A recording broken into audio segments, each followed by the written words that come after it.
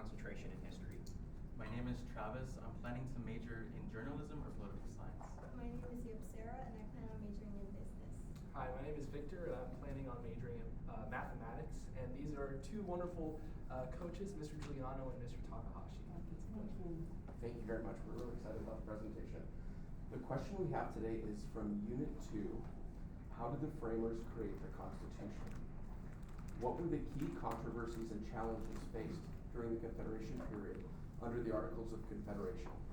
Please discuss how these issues contributed to the eventual call for a new document, a new Constitution.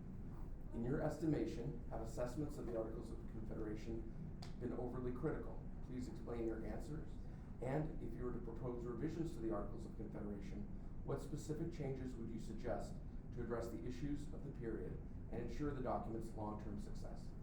Please begin. A great problem with the Articles of Confederation is, of course, the lack of power that Congress had to set a single policy and to compel the states then to follow. Dr. Todd Estes. The peace and economic prospects of the U.S. were jeopardized by the challenges and controversies the Articles faced related to taxation and states' foreign affairs. Because Congress had no direct tax power, it relied on states voluntarily providing tax funds. In 6 years, the states gave Congress 15% of the money they requested, and thus Congress was unable to fund national initiatives, including a navy that could enforce treaties. Moreover, the Articles could not stop states from pursuing their own foreign policy. According to the Office of the Historian, Georgia threatened war with Spain over their policy of accepting runaway slaves. Because other states did not have as many enslaved people fleeing to Florida, and because the Articles prioritized state sovereignty, other states were disinterested. As such, Georgia lacked the national support needed to combat issues they were having with Spain. The military and economic failures under the Articles exposed the need for a stronger federal government to maintain domestic stability and address sectionalism. The reliance on state militias left the nation vulnerable to external threats and internal unrest, culminating in Shays' Rebellion, which exposed the inability to enforce order. Native American attacks against Western settlers further demonstrated the government's incapacity to provide security and foster expansion. Additionally, Spain's blockade of the Mississippi River devastated settlers who needed to transport goods. With no diplomatic or military intervention from the Confederate Congress, settlers felt abandoned by Northerners. States also prioritized their own trade policies, which deepened sectional divides between agrarian regions and coastal elites. Public confidence in the Confederation fell, and it became perceived as a tool for sectional aggrandizement. In Federalist 15, Hamilton warns that a government relying on independent states for survival must perish. While the critiques highlight valid concerns, the Article's weaknesses reflect the context of the time. As historian Merrill Jensen argues, the Articles embody the Revolution's ideals of liberty, local self-government, and a distrust of centralized authority in favor of state sovereignty. Although this surrender of power was later seen as a weakness, it was crucial for the young nation as it laid the foundation for federalism. The Article's successes are often veiled. They provided the frameworks for territorial expansion and statehood, which was instrumental in the nation's growth.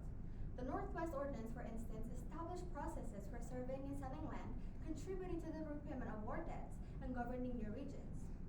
As political scientist Donald Lutz concludes, the United States was not founded in 1787.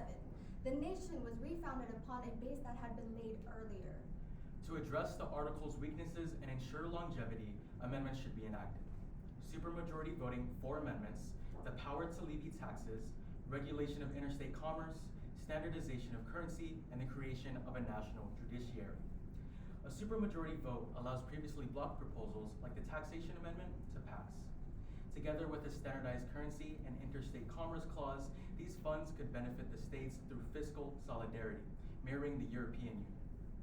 Because of a stronger centralized power, there would no longer be an ignominious end to the Republican experiment, per historian Merrill Jensen. To balance these powers, a judiciary would provide the states means to check federal overreach, upholding state sovereignty. This union of states would mirror the economic cooperation of the Hanseatic League while avoiding the failures of the New England Confederation. The Articles were recognized as a failure without acknowledging the good that came out of it and the context that it was in. Thank you. One question I'd like to start with is, in what ways do you think the Constitution address some of the shortcomings in the original Articles of Confederation? I'd like to start by saying giving Congress the ability to levy taxes and coin money, and of course print money, and I already said taxes. But so Article 1, Section 9 and Section 8 greatly discussed this because the articles, their biggest failures was of course the lack of power that Congress had to levy taxes in order to fund the war debts that they were that they acquired during the Revolutionary War. Of course, I talk quite a bit about the military, right? In Article 1, Section 8, Clause 12, Congress can essentially provide for a national military, right? Federalist 25 talks about this concept that state militias aren't sufficient to protect the country because you'll have scenarios where New York is responsible for defending not only New York, but all the states that border New York as well. And this loose confederation of states would not be willing to defend their neighbors. So we have Article 1, Section 12, but we also have the Second Amendment, which still provides for state militias. We just have it so that state militias, in the form of the National Guard, and the national military can synergize together.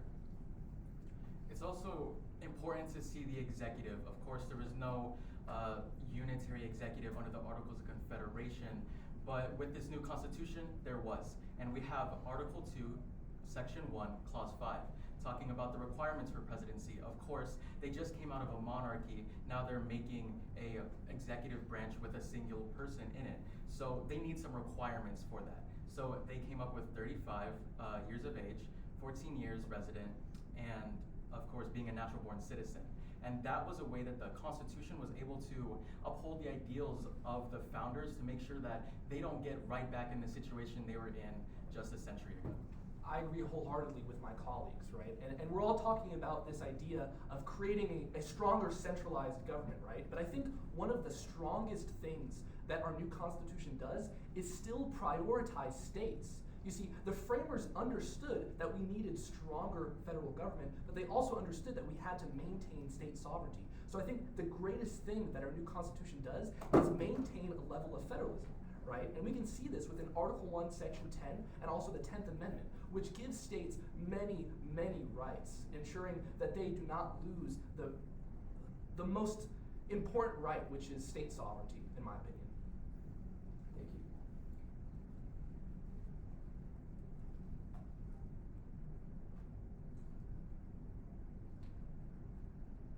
Today,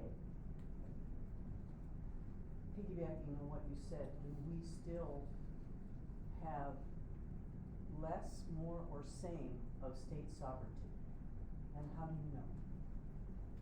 Well, I think to understand this, I think it's important to know that the dynamics from when the Constitution was ratified in 1787 has completely shifted. So to answer your question, I think it's completely shifted, right? It's no longer prioritizing the states that their own unit, that they are doing their own thing, right? But now it's more so that we're working with the federal government to advance things that are to the national agenda, right?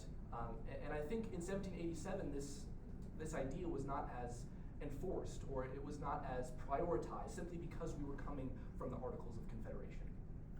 I believe we have less state sovereignty, and I want to look at aspects of land, right? We live in Nevada. Over 80% of our land is federally owned, right?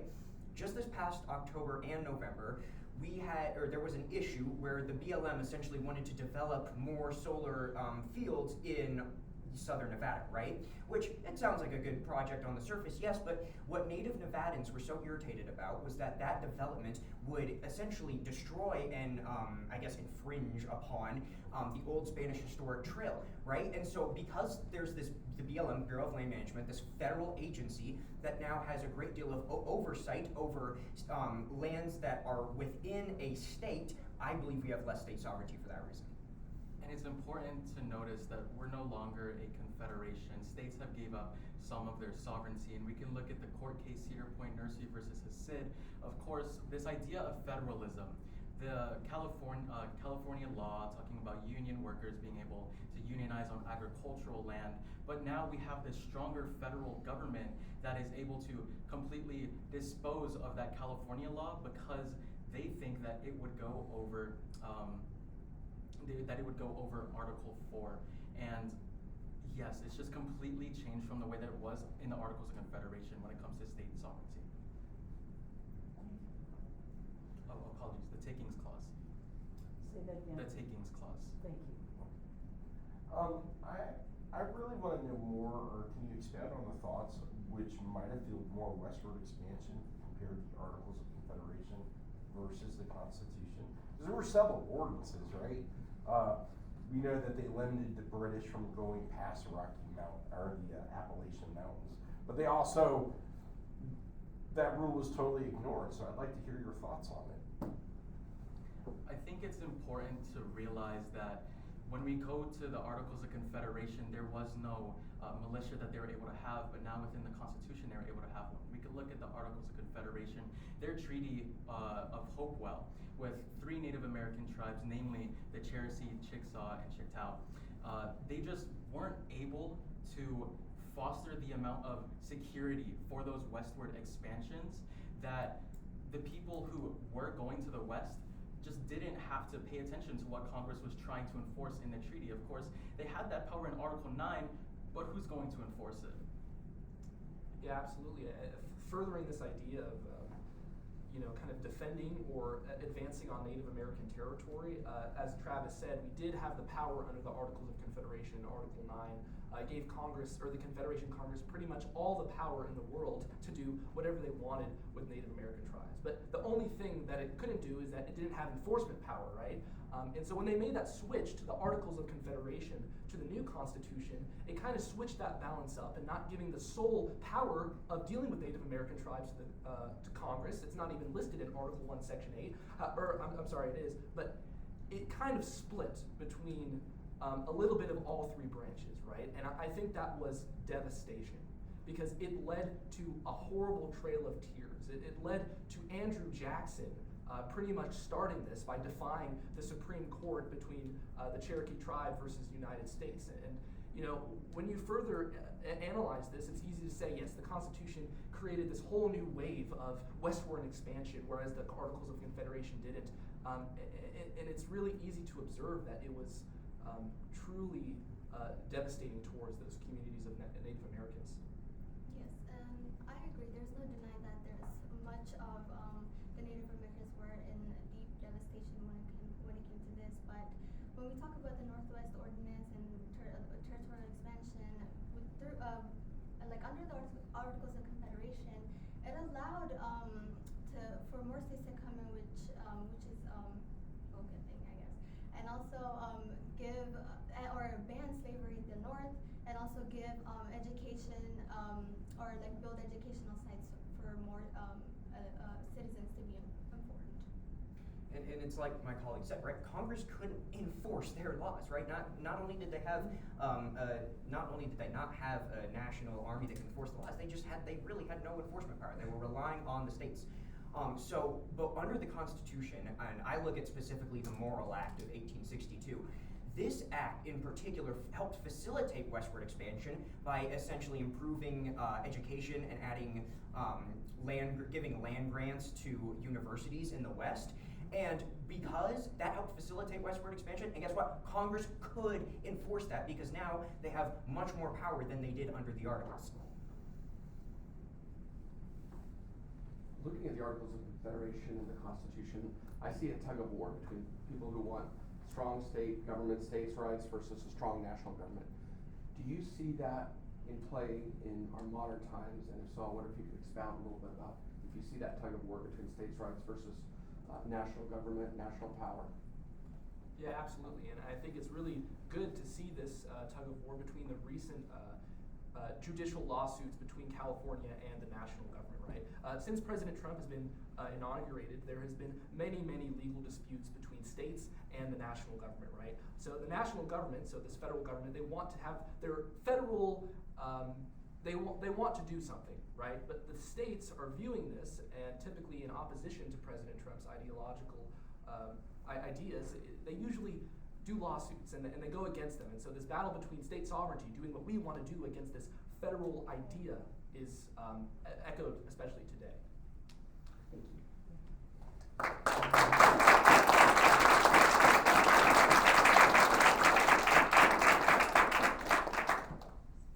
I was really impressed with your presentation, and gosh, your knowledge of history and being able to cite cases and some of the federal acts, that's so impressive. And bringing analogies to the issues that the framers faced and that we face now, I was really impressed with that as well. And gosh, that discussion about westward expansion, that was so interesting, and really impressed with your knowledge on that. Great job. You did a beautiful job of playing off of each other, and it was very respectful and informative and very passionate, and that's a wonderful thing. It is, because, in this dim room, we need some passion, and that's a good thing. And I will say that in my humbleness to this art, that I learn something new every time I step into a room, and I definitely learned something new today, so thank you. You guys were great. Just your depth of knowledge in the questions that we're asking up here. It's not an easy task, and you guys have made it so far just to be here today, and I think everybody deserves a round of applause. President's question, and you guys did really good at answering it and taking turns.